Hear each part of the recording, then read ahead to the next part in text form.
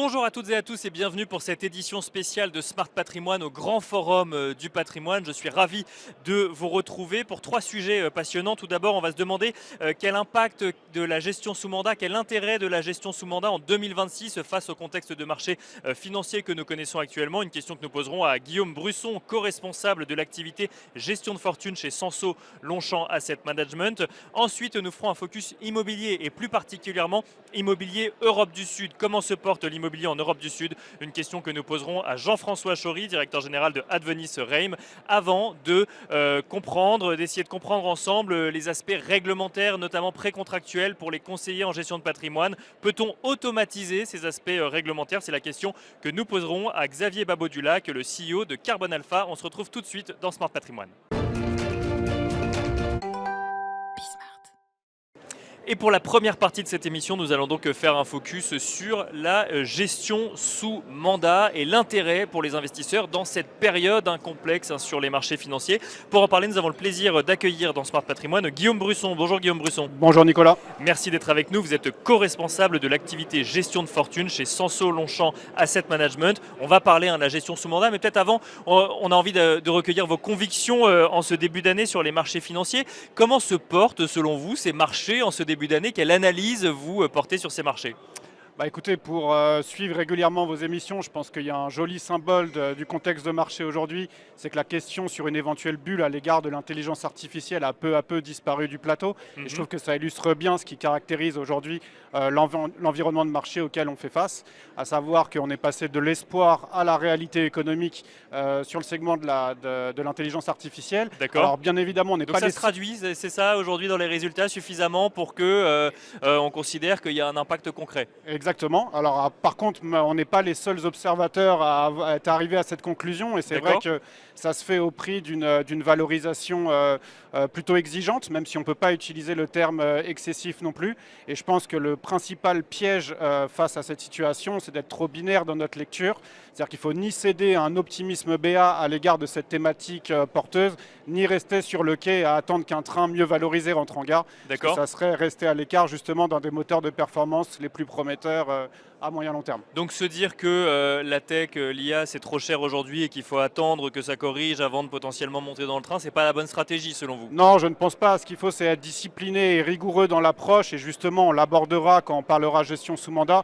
Mais c'est d'individualiser en fait la manière de s'y exposer en tenant compte de l'éventuelle participation de chaque client au cycle boursier en cours. Les risques, ils sont où dans les marchés aujourd'hui sur cette thématique notamment, mais même de manière Alors plus justement, globale? si le risque n'est pas une bulle, c'est quand, comme on l'a dit, on est sur des niveaux de valorisation assez exigeants et donc forcément, ça va de pair avec un risque de déception qui est susceptible d'être sanctionné un peu plus durement. Alors après, c'est vrai qu'on pourrait élargir un peu plus le débat, c'est-à-dire que les paris des investisseurs sont tellement concentrés aujourd'hui qu'on observe de part et d'autre de l'Atlantique une certaine forme de dispersion. Et ça constitue une vraie opportunité justement de diversifier le risque parce qu'on est clairement dans un contexte qui justifie de se préparer à différents scénarios de marché. C'est intéressant ce que vous nous dites, c'est que les paris sont trop concentrés aujourd'hui, donc c'est une opportunité pour les investisseurs de venir se diversifier Exactement. encore plus, justement pour contrebalancer un peu ça, c'est ça? Exactement, c'est-à-dire qu'il y a des phases de marché qu'on pourrait prendre l'exemple de l'après-Covid où pour jouer la reprise cyclique et la réouverture des économies, il était plutôt pertinent d'avoir des paris concentrés en portefeuille et on voit bien aujourd'hui qu'on fait face à différents scénarios devant nous et donc c'est important, on est dans un contexte en tout cas qui justifie d'être un peu plus diversifié qu'il y a quelques temps, mais aussi de constituer des marges de manœuvre pour faire de la volatilité une alliée et non un risque subi. Quel rôle de la gestion sous mandat dans le contexte de marché que vous nous décrivez? Pourquoi est-ce que ça a un intérêt pour les investisseurs de faire confiance à des gérants dans le cadre d'une gestion sous mandat? Parce que je pense qu'aujourd'hui, en tout cas dans une partie de l'offre historique, le problème c'est que l'accès en fait au marché financier doit être individualisé et trop souvent le hasard du timing avec lequel le client passe la porte de sa banque privée reste le vecteur principal de sa satisfaction. D'accord. Et l'avantage qu'offre la gestion sous mandat à risque perçus comme équivalents. Par exemple, sur un client dynamique, les intérêts à court terme peuvent diverger entre un client d'une part qui a participé au cycle boursier en cours et l'autre dynamique lui aussi, mais qui voudrait rentrer sur les marchés. En fait, les allocations préconisées ne sont pas forcément les mêmes à court terme, même si elles doivent ensuite converger dans le temps. Et donc la gestion sous mandat ne doit pas être une gestion collective déguisée, et ce qu'on peut apporter, c'est l'individualisation. Ce que vous dites, c'est que par exemple, si on rentre en mode gestion collective avant la reprise post-Covid, finalement, on est très très heureux de ce qui s'est passé sur les marchés. Exactement. Si on rentre avant potentiellement une grosse période de correction, là, on peut être un petit peu plus circonspect sur la manière dont se déroule son investissement, parce que quelque part, il n'y a pas suffisamment d'individualisation des objectifs des investisseurs, c'est ça? Exactement, exactement. On pourrait prendre l'exemple d'un client qui vient de céder son entreprise et qui rentre sur les marchés aujourd'hui. Compte tenu du contexte de valorisation, son intérêt est qu'on dissocie son horizon de placement de l'horizon de constitution du portefeuille et donc travailler des points d'entrée progressifs sur les marchés, alors que, comme je l'ai dit, un client dynamique mais qui est dans les marchés depuis plusieurs années a plutôt intérêt à ce qu'on opère des prises de bénéfices partiels pour se préparer aux différents scénarios que le marché pourrait nous offrir en 2026. Mais ça implique de votre côté à vous, donc chez Sanso Longchamp Asset Management, d'avoir une approche individualisée de chaque investisseur, si je comprends bien. Exactement. En tout cas, ça implique d'avoir une méthode et les outils pour parvenir à cet objectif.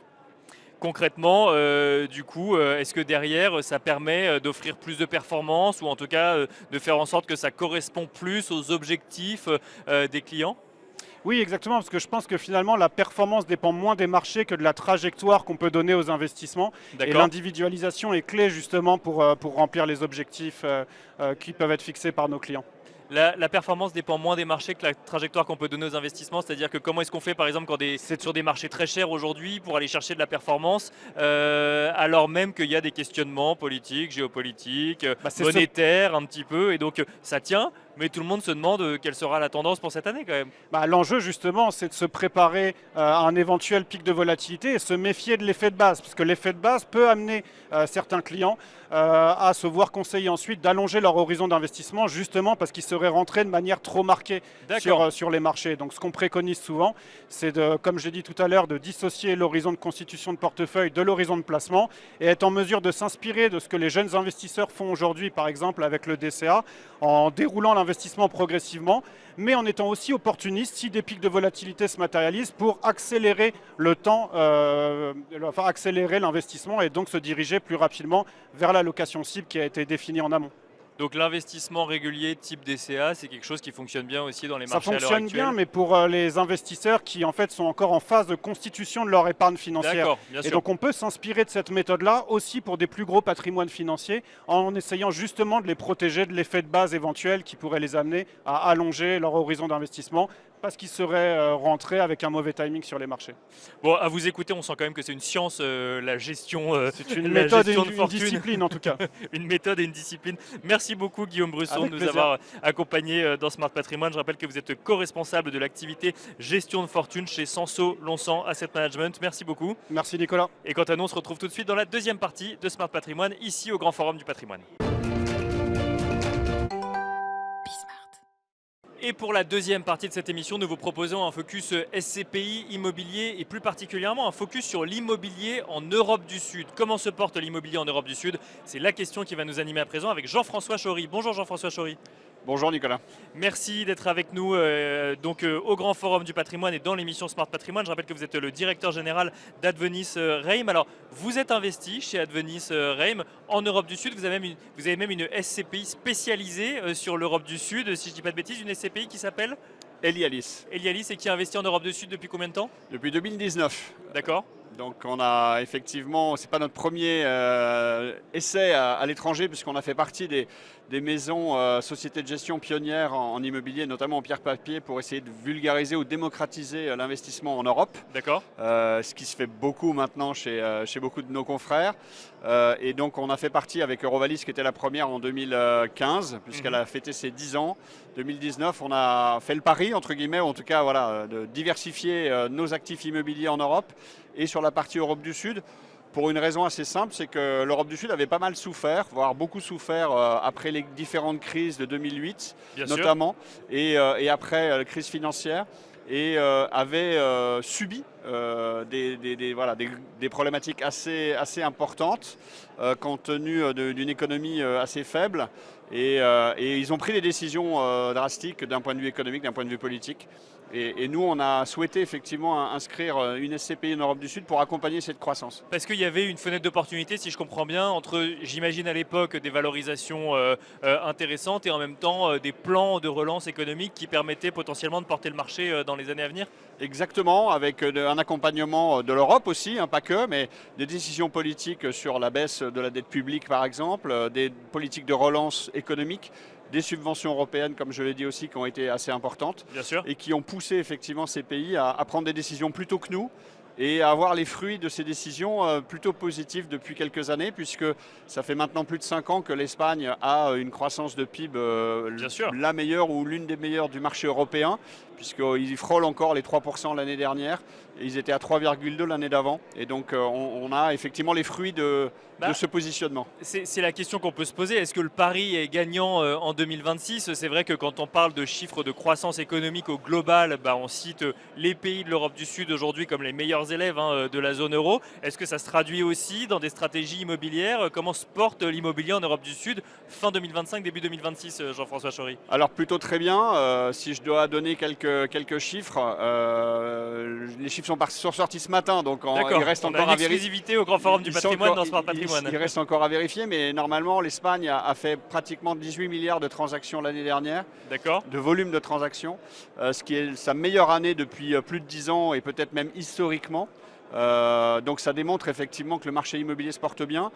Sur quel secteur? Retail, donc le commerce, l'hôtellerie aussi, le résidentiel, qui sont poussés en fait par les investisseurs étrangers, par une demande croissante, une demande intérieure, puisqu'il y a de la croissance en PIB, et il y a des investisseurs étrangers et il y a de la croissance, baisse de chômage, et donc tout ça porte effectivement les investisseurs étrangers dans le sens où l'économie va mieux, et donc quand l'économie va mieux, il y a de la demande immobilière en termes d'investissement, il y a de la demande immobilière en termes de location, puisque la demande placée est plus importante, et donc le marché va bien. Donc on a effectivement aussi, et c'est la contrepartie, de cette augmentation de volume de transactions, une montée des prix, et donc forcément, avec un petit peu plus de tassement sur les rendements. Et peut-être un peu plus de concurrence aussi, parce que j'imagine que vous n'êtes pas le seul à faire ce constat-là. Donc du coup, comment est-ce que, si on prend l'exemple de l'Espagne, comment est-ce qu'on adapte sa stratégie au contexte immobilier actuel? Alors effectivement, on est avec 18 milliards, alors que quand on a commencé en 2019, il y avait un peu moins de 10 milliards de volume de transactions en Espagne. Donc clairement, il y a plus de concurrents, des concurrents étrangers, pas que des SCPI. Bien entendu, toutes les SCPI s'intéressent un peu plus à l'Espagne et au Portugal qu'avant. Mais quand on dit Europe du Sud, pardon, pour bien comprendre, c'est Espagne, Portugal majoritairement, c'est ça? Oui, chez nous, à Elialis, pour l'instant, c'est Espagne, Portugal. On a velléité à aller aussi sur l'Italie, bien entendu, qui est en train de monter en puissance aussi. Et donc ça fait partie des pays sur lesquels on investit. Donc nous, on adapte en ayant tout simplement une bonne connaissance du marché aussi, parce que ça fait partie de l'ADN d'Advenis REM. Quand on va sur une zone géographique, c'est qu'on a des bureaux, qu'on a des équipes, qu'on essaie de maîtriser, et en tout cas de bien connaître les marchés, les interlocuteurs, les villes, les classes d'actifs dans lesquelles il faut investir. Et donc ça fait partie de la sélection et de la sélectivité qui est très importante à avoir. Et après, le fait effectivement de bien connaître ce marché et d'être présent depuis 7 ans nous permet d'avoir accès aussi à des deals qui sont un petit peu plus off-market entre guillemets et de continuer à investir dans de bonnes conditions. Commerce, résidentiel, c'est ça les grandes tendances, c'est la même chose en Espagne et au Portugal? Oui, hôtellerie très fort, bien aussi, entendu. Oui, c'est la classe d'actifs qui a le plus performé l'année dernière encore en volume de transactions, puisqu'il y a une montée aussi du tourisme. C'est ce que j'allais dire, derrière on joue le tourisme en fait via l'immobilier, c'est ça? Oui, bien sûr. C'est 2 chiffres de croissance depuis 4-5 ans. A priori, je n'ai pas encore les chiffres pour le coup, mais ils sont proches de 100 millions de touristes étrangers cette année. Donc ils se rapprochent très sensiblement de la France pour aller espérer avoir la première place en termes de tourisme mondial. Et donc forcément, il y a toute l'infrastructure touristique qui est en train de monter en puissance. Et derrière, avec des fondamentaux qui sont effectivement assez solides sur pas mal d'aspects, une dette publique qui fait que baisser. Voilà, pas mal de choses qu'on aimerait évoquer en France aussi actuellement. Mais qu'on va chercher en Europe du Sud à l'heure actuelle en matière d'investissement immobilier, si je comprends bien. Exactement, et qu'on va chercher en termes de diversification. Ça ne veut pas dire qu'il faille tout investir en Europe l'Europe du Sud. Donc là aussi, on revient sur les fondamentaux de la diversification, de la location d'actifs Bien sûr. pour une société de gestion et pour aussi un conseiller en gestion de patrimoine, c'est de mettre des allocations d'actifs dans différentes zones géographiques.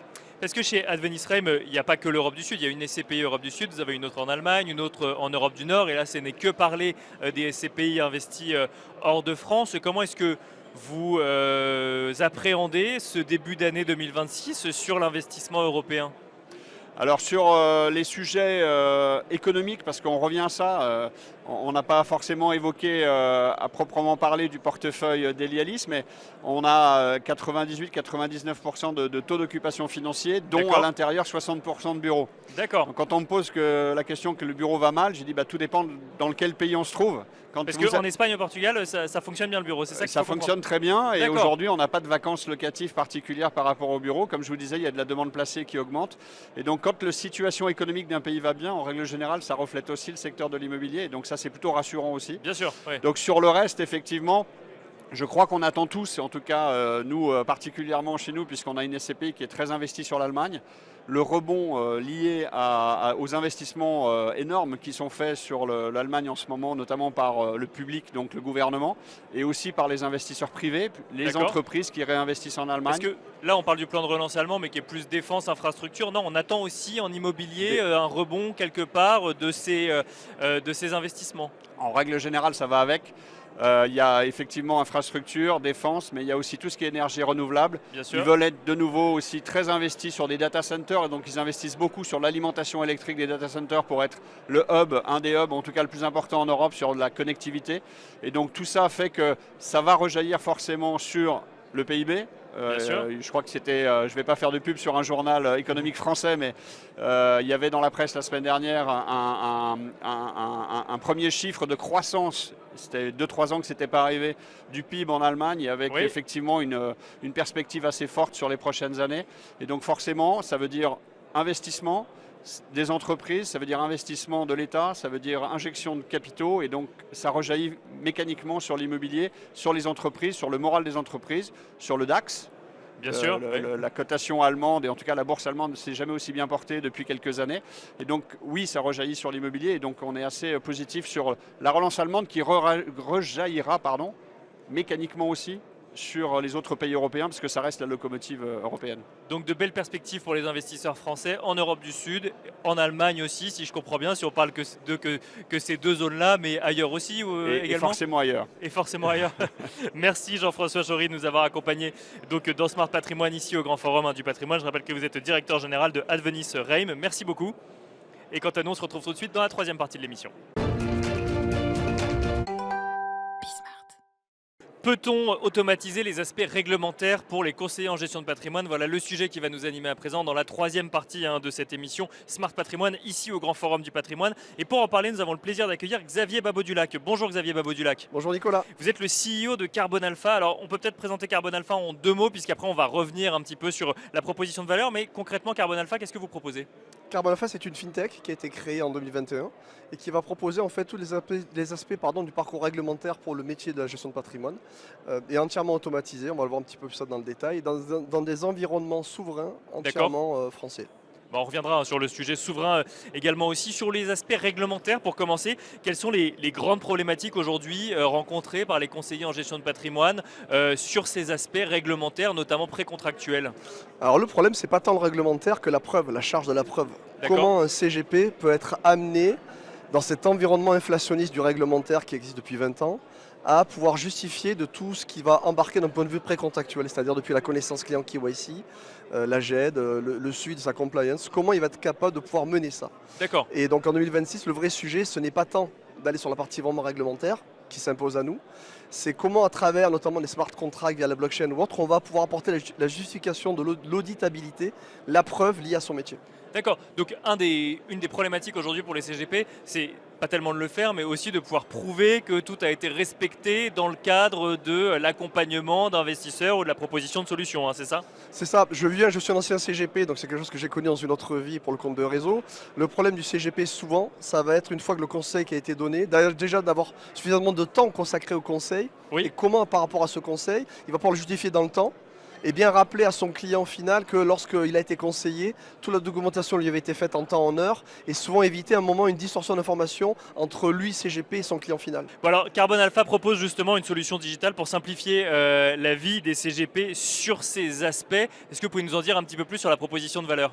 Oui, alors notre proposition de valeur, en fait, elle est simple. On a essayé d'intégrer l'entièreté du besoin du CGP en termes de documentation liée à l'exercice de son métier. D'accord. C'est-à-dire que toute la partie précontractuelle de son activité, toute la partie, ça c'est en amont, toute la partie en aval GED a été intégrée dans un seul outil. Notre mantra, il est très simple. C'est pouvoir, en fait, voir, contrôler et ensuite sécuriser. D'accord. Voir, est-ce que la donnée que j'ai intégrée va être, de point de vue complétude, bonne. Donc on va le faire, on va lui demander de travailler une fois vraiment sur la donnée qu'il va capter. Ensuite, contrôler, est-ce qu'ensuite la partie compliance, la partie réglementaire est saisie dans la plateforme. Sécuriser, si je fais tout ça à travers un seul outil, on l'a vu notamment l'an passé par des acteurs historiques, suis-je en capacité de ne pas avoir à dialoguer avec d'autres solutions d'outils et donc sécuriser quelque part mon process parce qu'il se fait au sein d'un seul et même outil. Et ça, c'est un process quoi, interne pour les CGP ou auquel les clients peuvent avoir accès aussi si jamais on doit leur apporter la charge de la preuve? Alors c'est le coup d'après, c'est-à-dire effectivement c'est un outil qu'on a développé sur mesure. D'accord. Donc ça c'est un codage qui a été fait par un ensemble d'équipes tech chez nous et non pas des plateformes souvent à l'étranger. C'est plus de 15 tech chez nous qui développent ça depuis 5 ans sur mesure. Et derrière pour le CGP, c'est pour lui une proposition de confort. Et demain d'ailleurs, pour répondre à votre question, dans 2 mois nous ouvrons le côté portail client. On va permettre au CGP justement d'aller directement aller voir le suivi de ces dossiers et notamment où est-ce qu'il en est du suivi réglementaire notamment ou de la complétude de ces dossiers. Donc ça veut dire que le CGP peut retrouver, pour l'instant, si on reste sur l'actuel avant l'évolution potentielle de Carbone Alpha, le CGP peut retrouver l'intégralité des démarches qu'il a eues vis-à-vis de ses clients et des conseils qu'il a pu donner. Et ça lui, en gros, il a toute l'information au même endroit, si je comprends bien. Oui, c'est ça. Toute information dans un seul outil. Il y a plusieurs problématiques que vous annoncez. Le CGP, le groupement ou le dégroupement de plusieurs CGP. D'accord. Des solutions sur mesure qui sont développées, qui veulent aller sur la gestion de patrimoine. Dans ces 3 cas de figure, ils ont besoin d'avoir un outil qui en un seul va agglomérer, si je puis dire, l'ensemble de la donnée dite patrimoniale. Ensuite, l'ensemble de la donnée agrégée. Et pour pouvoir permettre cette surveillance dans le temps. Comment est-ce qu'on fait pour digitaliser tous ces parcours précontractuels vis-à-vis des CGP? Alors on part d'une checklist au départ. Ouais. Et qu'est-ce qu'on va faire demain? C'est de proposer un parcours qui va être entièrement guidé. La digitalisation, ce n'est pas un empilement de millefeuilles de différents PDF remplissables. Ça, c'était une logique initiale lorsque les solutions historiques se sont créées. C'est vraiment d'intégrer totalement toute la partie réglementaire, compliance, suivi, dans un seul et même parcours qu'on a entièrement digitalisé. Donc c'est-à-dire depuis la partie connaissance client, la eKYC, la partie compliance, l'agrégation des données par la suite, tout cet ensemble de choses peut être digitalisé. Ça apporte une preuve de plus, ce qui est que lorsque le marché va maintenant vers la loi de finances durables par exemple, on a intégré la partie ESG qui vient s'implémenter également directement dans ce parcours entièrement automatisé. Alors justement, au-delà de la partie ESG, il y a une question qu'on peut se poser, vous l'avez rapidement mentionné tout à l'heure, les enjeux de souveraineté. Quand on traite de la donnée sensible, comme c'est le cas des échanges entre un CGP et son client, de décisions d'investissement ou autre, comment on s'assure que la donnée soit protégée alors même qu'on parle d'une solution digitale? Alors la souveraineté pour nous c'est tout sauf un slogan ou derrière un discours. C'est une véritable expertise et c'est une véritable expertise de notre plateforme à ce niveau-là. La souveraineté pour nous c'est quelque chose qui a été imaginé, souhaité dès le départ. Aucune solution qu'utilise Carbone Alpha n'est développée avec un quelconque algorithme extérieur à la France. Notre code, l'hébergement du code, l'utilisation du code, tout est franco-français. Toutes les équipes tech sont en France. Donc l'idée vraiment derrière pour le CGP, c'est de le sécuriser dans ses process. Et véritablement, il y a quand même une logique derrière. La gestion de patrimoine, c'est une logique où le client CGP ou le client final donne des éléments très qualitatifs, notamment liés à son patrimoine personnel. Donc c'était absolument pas négociable que l'expertise liée à la souveraineté ne fasse pas partie inhérente à Carbone Alpha dès son ADN initial. Donc l'hébergement du code est française, mais pas uniquement. L'utilisation du code et tous les développements sont en France. On arrive aujourd'hui à créer des solutions digitales, une fintech, en ne travaillant qu'avec des solutions françaises et qu'avec des expertises françaises? Absolument. Je crée une activité, je change d'activité, j'ouvre un ordinateur, je prends Carbone Alpha, je suis entièrement opérationnel sur toute cette chaîne de valeur. C'est impressionnant hein, de voir qu'on peut créer des fintechs comme ça, 100% françaises, hein, si je puis dire. Et donc, ça rassure sur les enjeux de souveraineté. Et ça rassure sur les enjeux de sécurité des données, du coup.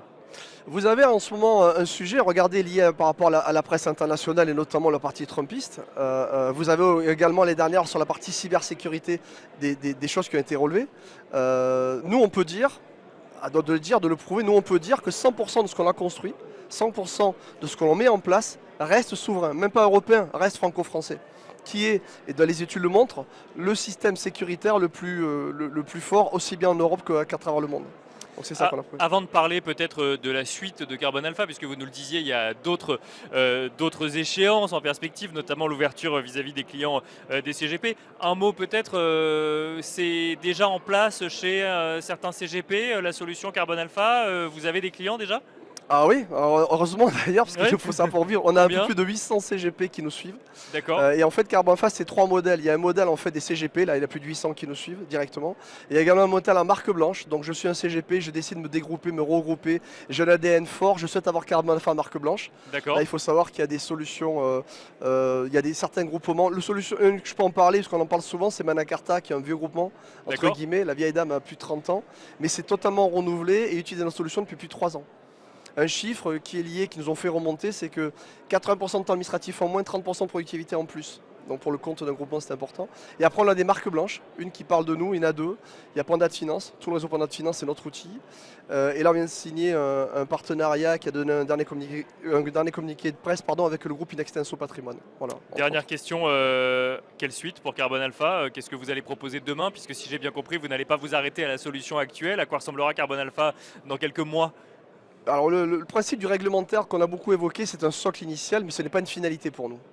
Ce qui fait la perméabilité de nos systèmes pour pouvoir discuter avec d'autres solutions, c'est qu'à partir du moment où une donnée que j'ai recueillie qu'une fois et qui peut naviguer dans différents univers, donc l'univers second était la partie régation, on travaille en ce moment sur 2026 sur la partie souscription digitale. Donc D'accord. on a déjà des partenaires notamment assurantiels avec qui on est capable, on va l'annoncer dans quelques jours, de poser toute la partie précontractuelle qui a été entièrement signée avec le client, timestampé sur la blockchain, histoire de la preuve, et qui va pouvoir être poussé directement dans l'univers de souscription sans ressaisie chez le partenaire assurantiel français, demain des partenaires luxembourgeois, et également le monde de la SCPI qui va nous rejoindre sur la partie souscription digitale. Eh ben, on a hâte d'en savoir plus. Xavier Babot-Dulac, vous reviendrez nous en parler dans Smart Patrimoine Avec pour plaisir, nous Nicolas. tenir au courant des évolutions. Je rappelle que vous êtes CEO et cofondateur de Carbone Alpha. Merci beaucoup. Merci à vous. Merci à vous également de nous avoir suivis. Donc Smart Patrimoine au Grand Forum du Patrimoine. Et on se retrouve très vite sur Be Smart for Change.